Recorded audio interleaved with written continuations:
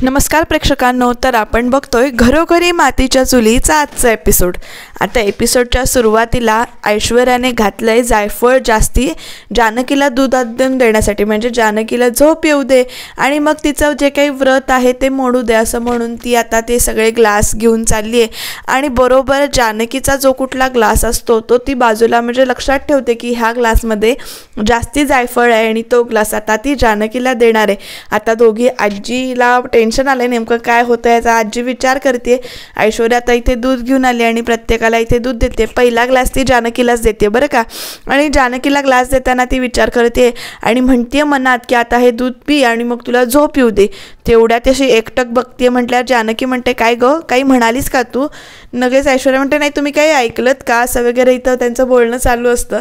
आणि आज जानकी म्हणते की मनात जर मोठ्याने बोललीस ना तर ऐकायला येतं बरं का असं म्हणून सांगते। आणि मग सगळ्यांना इथे ग्लास दिलेले आहेत आणि आताच आलंय वगैरे मजा करत असतात, कारण भेंड्या त्यांना कंटिन्यू करायच्यात। आता भेंड्या नुसत्या खेळतात तर अजून कुणावर भेंडी पण चढलेली नाही आहे, दोन्ही टीम तगड्या आहेत बरं का।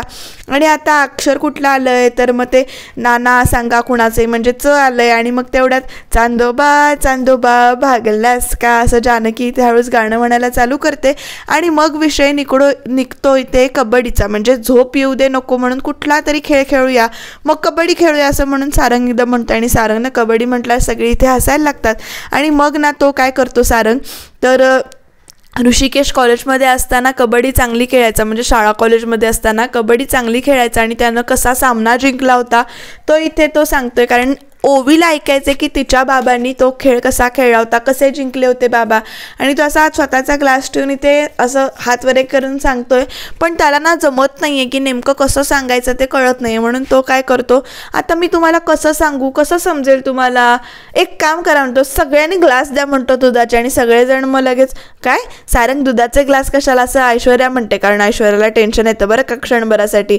आणि मग ठीक आहे म्हणून सगळे ग्लास देतात दुधाचे ऐश्वर्या सकट सगळे ग्लास देतात दुधाचे। आणि आता मग त्या ग्लासची ना सारंगने केली टीम आणि मग तो ग्लास असा इकडे तिकडे फिरवून फिरवून, म्हणजे एकच ग्लास नाही सगळे ग्लास असे फिरवून फिरवून फिरवून फिरवून ऋषिकेश त्यावेळी कबड्डी कसा खेळला होता हे सगळं तो इथे रंगवून सांगतोय बरं का, म्हणजे जेणेकरून कुणाला इथे झोप येऊ दे नको एवढाच उद्देश आहे। कारण कबड्डी खेळता खेळता म्हणजे कबड्डी खेळा असं त्यांचं डायरेक्ट नाही आहे, पण व्रत केले तर जागवायचं आहे, तर त्याच्यामुळे काहीतरी भेंड्या खेळून कंटाळल्यावर नवीन काहीतरी मजा मस्करी म्हणून इथे तो सांगतोय।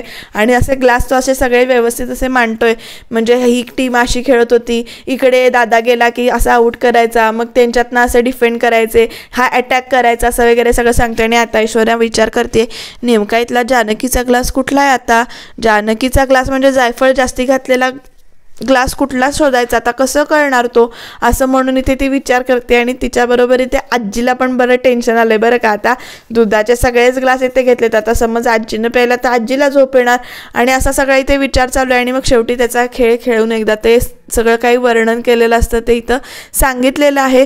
आणि मग आता सगळे ऐश्वर्या विचार करते की हा जर दूध जायफळ घातलेला जास्ती असला ग्लास तर, पण ती पित नाही आहे म्हटलं सारंग तिला चेअर्स करतो, म्हणजे ग्लास हे करतो आणि मग प्यायला सांगतो आणि सगळे इथे दूध पितात।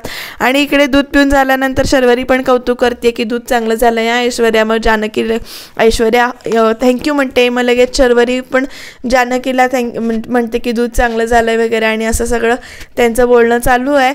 आणि आता काहीतरी मजा मस्करी करायची, खेळायचे आहेत भेंड्या वगैरे। आणि तेवढ्यात आजीनं पण इथं दूध प्यायले बरं का, आणि तेवढ्यामध्ये आजीचं लक्ष गेलं इकडे ऐश्वर्याकडे। तर आपली ऐश्वर्या जी काही आहे ती आता दूध पिलंय तिने आणि मग तिथे जांभया द्यायला सुरुवात करते। जानकीचं आता ऐश्वर्याकडे लक्ष गेलेलं आहे आणि आता ऐश्वर्या अशी का करते म्हणून जानकीला पण इथे प्रश्न पडलाय। पण आता एवढं तिनं जायफळ घातलेलं असल्यामुळे ऐश्वर्या तिथल्या तिथे झोपून जाते। यांची चेष्टा मस्करी गाणी म्हणायचं सगळं झालेलं आहे आणि ऐश्वर्या अशी छान इथे झोपून गेले। आणि आता उजाडली आहे दुसऱ्या दिवशीची सकाळ आणि सकाळी अजूनसुद्धा ऐश्वर्याला इथे जाग आलेली नाही आहे। आजी काय करते बघा, तर आजींना पाणी शिंपडते ऐश्वर्याच्या चेहऱ्यावर डोक्यावर असं शिंपडते आणि मग ऐश्वर्याला इथे जाग येते आणि म्हणते मी इथे कशी आले, मी तर खाली अंताक्षरी.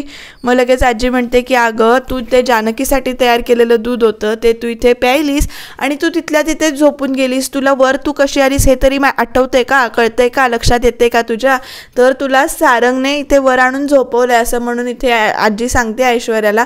आणि आता ऐश्वर्या म्हणते या जानकीला दूध द्यायचं होतं, खरं त्या सारंगनं सगळाच घोळ केला, थांबा मी आले म्हणून असं एकदम ती इथे निघून जाते आतमध्ये. आता इकडे किचनमध्ये जानकी छान अशी आंघोळ करून डोक्याला पंचाबिंचा गुंडाळून मस्तपैकी इकडे स्वयंपाक करते. नैवेद्याचा स्वयंपाक करायचा, अर्थात पुरणपोळीचा स्वयंपाक करायचा आहे. तर ती इथे डाळ घेते काढून डब्यातली, पातेली डाळ घालते, छानपैकी डाळ ती मस्त धुते आणि कुकरमध्ये इथे ती डाळ ठेवते आता शिजायला. आणि तेवढ्या तिथे ऐश्वर्या आली आहे बरं का, आणि तिची सगळी जी काही तयारी चालली आहे ती इथे ती बघते आणि ऐश्वर्या आलेली दिसते तिला. तेवढ्यात जानकी म्हणते की तू आंघोळ केली आहेस का, तर ऐश्वर्या म्हणते की नाही अजून केलेली नाही आहे. मग ती आंघोळ करून ये, कारण आज आपण सोवळ्याने इथे स्वयंपाक करणार आहोत, नैवेद्य करायचा आहे, त्यामुळे पारोशानं इथे तू हात लावू नकोस कशाला, जा पटकन आंघोळ करून ये जा असं ती सांगत असते. आणि तेवढ्या तिकडे ऐश्वर्या म्हणते की जानकी वहिनी तुम्ही ना मी सकाळी लवकर उठू दे नको, म्हणजे रात्री मला झोप येऊ दे भरपूर, मला सकाळी जाग येऊ दे नको किंवा इथे स्वयंपाक करायला मदत करायला येऊ दे नको, म्हणून तुम्ही ना माझ्या दुधामध्ये भरपूर जायफळ घातलं ना, असं म्हणून ती इथे जानकीला विचारते. आणि जानकी लगेच म्हणते अगं ऐश्वर्या ते सगळं दूध जे काही होतं ते तूच करून आणलं होतंस ना बाहेर, आणि सारंग भाऊजींनी आयत्या वेळी ग्लास बदलले म्हणून, नाहीतर ते दूध मी प्यायलं असतं आणि मला उशिरा जाग आली असती. तू मला खड्ड्यात पाडायला निघाली होतीस पण त्या खड्ड्यात स्वतःच पडलीस, म्हणजे तू माझ्यावर मला जे काही ग्लास देणार होतीस दुधाचा तो तू स्वतःलाच प्यायला लागला, कारण ग्लास अदला बदली झाले होते, त्यामुळे जी आज तुझी वेळ होती ती माझी वेळ असणार होती. आणि ऐश्वर्याला ती समजावायचा प्रयत्न करते की आता गणपती येणार आहेत आणि हे सगळं सोड, जरा थोडे दिवस आपण हे बाजूला ठेवूया, गणपती येणार आहेत, विघ्नहर्ता येणार आहे, सगळा आनंद वगैरे घेऊन येणार आहेत आणि हे मनातले हेवे दावे जे काही दोष आहेत ते सगळे इथे दूर होऊ देत. तर ऐश्वर्या म्हणते की नाही मलाच गणपतीची पूजा करायची इथे म्हणून म्हणते. तरी ते जानकी सुद्धा तिला समजावायचा प्रयत्न करते की म्हणते माझ्या मनात तेच आहे की सारंग भाऊजी आणि तू मिळून गणपतीची पूजा करावी, पण जर तू पूजा चांगल्या मनाने केलीस तरच ती तुला फळेल, त्याचं पुण्य मिळेल, नाहीतर मग तुला ते पुण्य मिळणार नाही असं वगैरे ती इथं ती सांगते तिला आणि निघून जाते. तर इकडे ऋषिकेश ना आपल्या ओवीला छान तयार करतोय. ओवी छान दिसते बरं का. तुम्हाला पण म्हणजे असं घरात कधी तुम्ही अनुभवलंय का की वडील म्हणजे बाबा आपल्या मुलीची खूप काळजी घेतात आणि मग तिला असं छान नटवतात वगैरे, तर असं छान छान वाटतं ना बाबा असे काळजी घेताना बघून. तर इथे ओवीला असं छानपैकी क्लिप वगैरे लावतात आणि जानकी इथे कौतुक करते की ओवी इथे छान दिसते म्हणून. आणि मग ओवी म्हणते की मी आता बाबांबरोबर गणपती आणायला जाऊ ना. जानकी म्हणते की तू गणपती आणायला जाणार, मग तू मला मदत कधी करणार, तू दरवर्षी माझ्या इथे मदतीला थांबतेस ना असं म्हणून ते सांगते. आणि ऋषिकेश पण लगेच हो करते असं त्यांचं बोलणं चालू आहे. आणि इकडे बघा ऐश्वर्या काय करते प्रेक्षकांनो. आता ऐश्वर्या म्हणते की तू मला एवढं सगळं लेक्चर देऊन गेलीस ना, तर आता बघ तुझ्या हातनं नैवेद्य कसा होतोय ते. तर इथे ती गॅस आधी कुकरचं काही शिट्टी असते ती बंद म्हणजे काढून घेते, वाफ काढून घेते आणि मग कुकरमधलं पाणी होते, कुकरमधलं होते ते होते, डाळीतलं पण पाणी होते, असं वगैरे सगळं इथे दाखवलंय. इथे ना जानकी काय करत असते, कुकर जेव्हा लावत असते ना तेव्हा ती टिप देते की गरम पाणी घालायचं डाळीत म्हणजे डाळ चांगली शिजते वगैरे असं तिनं सांगितलेलं असतं. मला लेक्चर देतेस का. आणि पूजेवरनं पण ती बरंच काही तिला सांगते की पूजा चांगल्या मनाने कर वगैरे असं. आणि मग ती आता म्हणते की आता ठीक आहे तर बघ तुझ्या हातनं कसा स्वयंपाक होतोय ते मी बघते, आणि तुम्हाला म्हणालीस साम दाम दंड भेद सगळं वापरायचं आहे, तर मग बघ कसं मी तुला आता दंड देते असं म्हणते. आणि ती परत कुकरमधलं सगळं पाणी काढते, डाळीतलं पाणी काढते आणि कुकर गॅसवर ठेवते. आणि आता बस तू येशील तेव्हा बघूया कुकर बुम होईल, आणि म्हणून तिथे हॉलमध्ये जाऊन बसते. आणि जानकी आत्ता येते मग येते म्हणून वाट बघते. आणि इकडे कुकर मात्र आता इथे वाजायला लागलाय, कुकरमधलं पाणी काढल्यामुळे तो असा इथे वाजायला लागलाय. आणि ते जानकी कधी येणार आणि अजून आली कशी नाही म्हणून इकडे ऐश्वर्या तिची वाट बघते बरं का प्रेक्षकांनो. आणि इकडे ओवी विचारते की आई आता तू मोदक करणार ना गणपती बाप्पासाठी. तर हो तुझ्या म्हणजे गणपती बाप्पासाठी करणार मोदक, पण आधी देवाला नैवेद्य दाखवणार आणि मग तुला देणार. आणि मग बाबांच्या आवडीची पुरणपोळी पण करणार आहेस ना. तर हो मी डाळ शिजत लावून आली असं म्हणून ते सांगते. पुरणपोळी मोदक अशा आता सणावाराचे दिवस आहेत त्यामुळे मजा मस्ती आणि चांगलं चांगलं जेवण आपल्याला मिळणार आहे, म्हणजे आपण करतोच चांगलं चांगलं. तर आता इथे कुकर लावून आले म्हणून इथे जानकी सांगते आणि कुकर इकडे वाजायला लागलाय. ऐश्वर्या विचार करते ही आता जानकी कधी पण येईल आणि मग स्फोट होईल असं ती मनातल्या मनात विचार करते. किचनकडे बघत राहिली तेवढ्यात नाही इकडे सारंग येतोय मागणं. ऐश्वर्या ऐश्वर्या असं हाक मारतोय. किती विचार करताय, कसला विचार करताय असं म्हणून इथे तो विचारतोय. आणि लगेच ऐश्वर्या म्हणते की तुम्ही कुठे गेला होतात. सारंग म्हणतो की मी इथे पेढे आणायला गेलो होतो. आपण गणपतीला दरवर्षी ना ताज्या ताज्या पेढ्यांचा नैवेद्य दाखवतो आणि तेच पेढे मी आणायला गेलो होतो. तुम्ही एक काम करा, तुम्ही किचनमधनं ताट आणून देता का मला, म्हणजे हे पेढे आपण छान असे मांडणी करूया आणि मग ते गणपतीसमोर ठेवूया. तर आता किचनमध्ये जायचे म्हटल्यावर ऐश्वर्याच्या पोटात इथे गोळ आला, कारण तिने काहीतरी उपद्व्याप करून ठेवला आहे. तर इथे जानकी पण म्हणते की सगळा स्वयंपाक वगैरे करूया, तू मला मदत करतेस ना खरं, पण तू आता खूप कामं आहेत तुला. तर लगेच ओवी पण म्हणते हो बाबा मला खूप काम आहे, जसं काही हिच्यावर खूप मोठी जबाबदारी असं म्हणून. आणि आता इकडे सारंगने ऐश्वर्याला किचनमध्ये पाठवलंय बरं का. आणि आता इकडे जानकी पण किचनमध्ये जायला निघाले बरं का. आणि इकडे कुकर तर किचनमध्ये आपला उड्या मारतोय. आता बघूया काय होतंय नेमकं. तर इथे ऐश्वर्या भीत कुकरकडे बघत बघतच ताट घेते आणि तेवढ्या तिथे जानकी येते आणि म्हणते तू आंघोळ केली आहेस का.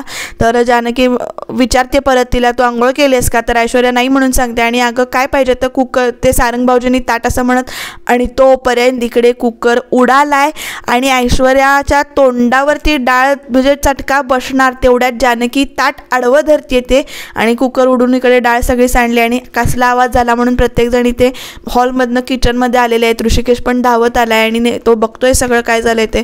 कुकर उडालेला दिसतोय इथे, म्हणजे सगळे भाजलंय वगैरे. इथं जानकीलाच भाजतं. ऐश्वर्याच्या तोंडावर डाळ जात असते तोपर्यंत जानकी ते ताट आडवं घालते मध्ये. आणि लगेच ऐश्वर्या इथे म्हणते की हे कुणीतरी मुद्दामून केलंय म्हणून. तर जानकी म्हणते कोण कशाला मुद्दामून करेल, आणि वाचवणारा मोठा असतो, म्हणजे मारणाऱ्यापेक्षा वाचवणारा काय मोठा असतो असं म्हणून ती इथे सांगते. आणि त्याच्यानंतर इथे नानासाहेब पण बघतायत असं एकदम सगळं वातावरण सगळं जरा 2 मिनिटासाठी गढूळ झालंय.